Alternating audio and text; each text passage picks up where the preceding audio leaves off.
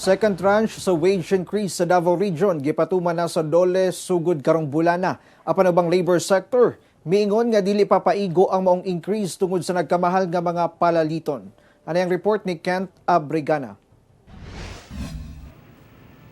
Good news ang misugat sa mga empleyado dinhi sa Davao Region karong bag-ong tuig tungod gipatuman na ang second tranche sa wage increase sa Department of Labor and Employment. Sumala sa Dole 11, 16 pesos ang dugang alang sa minimum wage, busa alang sa industrial, commercial, retail o service nga dunay lapas na pulo ka empleyado, 443 pesos na ang minimum wage. Ang mga dunay ubos sa napulo ka empleyado, adunay 428 pesos nga minimum wage. Samtang ang mga naa sa agricultural sector, adunay 438 pesos nga minimum wage. Ang first tranche nahitabo atong June 19 sa ato ang non-agricultural o agricultural. So naatay 31 pesos increase atong panahon na.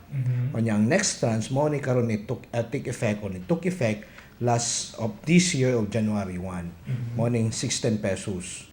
Apan naman naglahi ang reaksyon sa mga empleyado sa maong usbaw. Sakto lang. Importante nga permanente ang trabaho ba?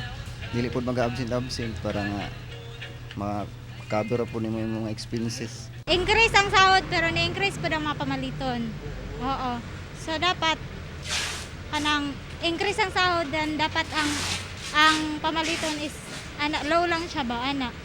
Ang ubang negosyante miuyo na lang. Apan na ginaot sila nga dunay ihatag nga subsidy ang gobyerno para sa mga gagmayng negosyo. Wala man pud tay mahimo kung unsay sa gobyerno, igo ra man ta mosunod sa balaod.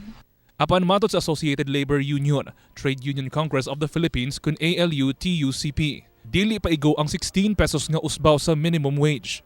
Base sa datos sa Philippine Statistics Authority kun PSA kaniadtong 2021, 11,709 pesos ang poverty threshold sa Davao Region, anaasab sa 11.9% kun 165,420 ka magbanay nga gilang kuban sa 5 ka miyembro ang makonsidera nga pobre o adunay kita nga ubos sa poverty threshold sa rehiyon. Pasalamat mi kay naay wage increase pero sa tinuod lang ingnan ta ka sir dili gyud siya enough para sa mga workers. Kay kung tan-awon nimo, yes, nagtaas ang atong wage increase, pero nagtaas sa datang paliliton.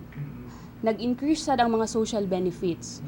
So bali ang mga gi-increase ni ato katong sa mandated wage increase ni murag ni patchy lang siya ngadto sa mga naggataas na mga commodities o nagtaas na social benefits. Apan matod sa Dole 11, kinahanglang balansehon ang mulo sa matag sektor. Naatay mulo sa atong mga labor representative, sa labor sectors. Kanya, ang ato apong mulo po sa management, tanaw na to kung unsa ilang kapasidad. Nga kung ato aning tagaan sa ilang gipangayong nga increase sa ato sa PUCP nga more than kapasidad sa atong employer, basi udaghan mawad-an pog trabaho o magsirang establishment. So i-balance na to. Samtang gipasidan-an sa Dole 11 ang mga employer nga dili motuman sa wage increase o giawhag ang mga empleyado nga isumbong kini ngadto kanila. Pwede siya mo padala og sulat. Pwede niya dito ipadala ang sulat nga na-complain aning establishment. Kaning maong wage order balaod ni. Kay kini balaod naa ni kalidad nga mohatag kanimo og penalty. Naay imprisonment, napoy fine. Kauban si Mel Colmenares sa kamera. Ako, si Kent Abrigana para sa One Mindanao.